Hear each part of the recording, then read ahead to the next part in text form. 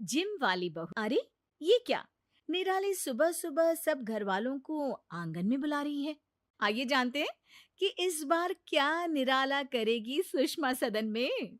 सासू माँ, अरे ओ सासू माँ, बाबूजी, देवर जी, पिंकी दीदी और विपुल जी आप भी आइए।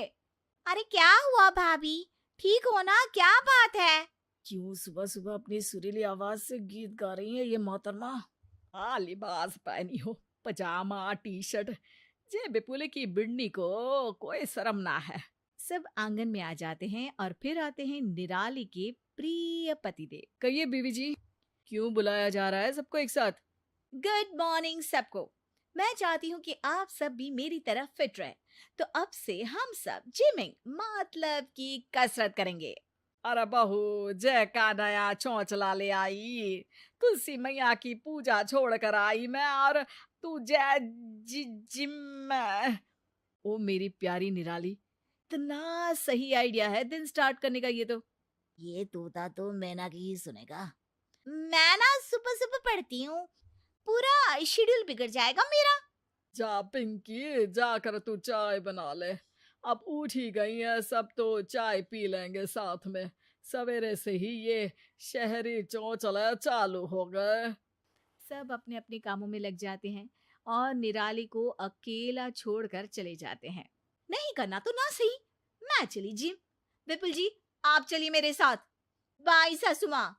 निराली और विपुल जिम चले जाते हैं और वापस आती ही निराली नहा धोकर किचन में पहुंच जाती है और अपनी विमला बाई को कुछ समझाने लगती है। विमला दीदी, आज से ना जरा बदलाव करना है खाने पीने में। मेरे जिम ट्रेनर ने कहा है कि डाइट का विशेष ख्याल रखूं मैं। सबने पोहा खा लिया और लंच में माँ जी ने आलू के पराठे और रायता बनाने को कहा है। शाम में गाजर का हलवा बनाएंगी माँ जी, तो गाजर किसने को भी कह कर गई हैं। देखो, मेरे साथ साथ सबको फिट रखना जरूरी है। सासू माँ नहीं समझती ये सब। आप ऐसा करो, गाजर, खीरा, टमाटर को बारीक काट के स्प्राउट्स बनाओ और सबके लिए गाजर का जूस बनाओ। और पर हलवा, अरे अरे नो कैलोरीज, नो हलवा। और साथ में मैं वेजिटेबल खिचड़ी भी बना देती हूँ। विमला दीदी और निराली डाइनिंग टेबल पर खाना रख देती हैं और समय होते ही सब लंच के लिए आ जाते हैं। आज तो गर्मा गर्म आलू के पराठे खाने को मिलेंगे। सर्दियों में आलू के पराठे की बात ही कुछ अलग होती है। अरे क्यों भाई पिंकी, तुझे दिख रहा है क्या आलू के पराठे? नहीं ना भैया, यहाँ तो ऐसा कुछ नहीं है। अरे विमला, ओ विमला, आज मैं सत्संग में चली गई तो तूने जय का बना दे ओ, पराठे की बोल गई थी मैं। वो बहू जी ने, माँ जी। बहुरिया, का है जे सब, खाना से भी कसरत कर रही का? एकदम सही सासू माँ। ये रहे स्प्राउट्स, ये गाजर का जूस और सब्जियों वाली खिचड़ी। आप सबको भी मेरी तरफ फिट बनना है ना? मेरी जिम ट्रेनर ने कहा है कि लाइट खाना खाना होगा। सब एक दूसरे का मुंह तकने लग जाते हैं और जैसे तैसे खाना खाकर अपने अपने कमरे में चले जाते हैं। 3-4 दिन हो जाते हैं और निराली अपने निराले तरीके से पूरे घर को फिट करने के लिए नए जूस तो कभी सैलेड, कभी दलिया बनाती है। तंग आकर बाबूजी और सासू माँ आपस में बात करते हैं और बहू की इस जिमिंग के भूत को निकालने के लिए कुछ करने का तय करते हैं। फिर अगले दिन प्लान के मुताबिक सासू माँ सुबह सबको आंगन में बुलाती है। सबको पता है कि बहुरिया वो जिम जाती है और अब तो हम सबको भी सब करवा रही है, तो मैं सोची कि क्यों ना बाबूजी की शक्ति दिखाओ प्रतियोगिता से जे जिम की शक्ति का पता लगाया जाए। शक्ति दिखाओ प्रतियोगिता? अरे सासू माँ, कैसी बात कर दिया आपने। क्या करना है बताइए बाबूजी। अब आएगा मजा। लगता है माँ का सब्र खत्म हुआ, घास फूस नहीं खाते बन रहा आप। अरे बहू, तैयार है बिपुल के बाबूजी? बाबूजी के कहने पर सब सोसाइटी के स्विमिंग पूल के पास पहुंच जाते हैं।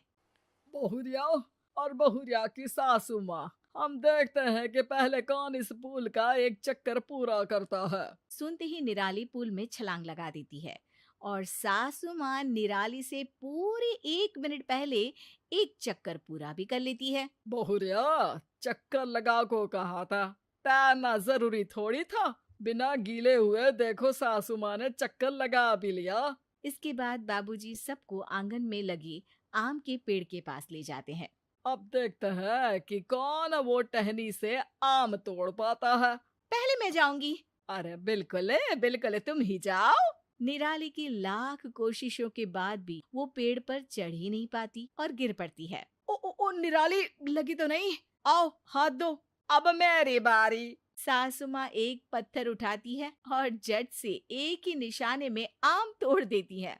लीजिए आम खाइए विपुल के बाबूजी। निराली सासू माँ को देखती रह जाती है। फिर आती है बारी तीसरे पड़ाव की। बाबूजी आंगन के दरवाजे पर ताला लगा देते हैं। इस दीवार को लांघ कर उस पार जाना है। शुरुआत करते हैं हमारी प्यारी जिम वाली बहुरिया से। निराली बहुत कोशिश करती पर धड़ाम से गिर पड़ती है। फिर सासू माँ की बारी आती है। सासू माँ चारों ओर नजरें घुमाती है और उनकी नजर दूसरी दीवार से टिकी हुई सीढ़ी पर पड़ती है।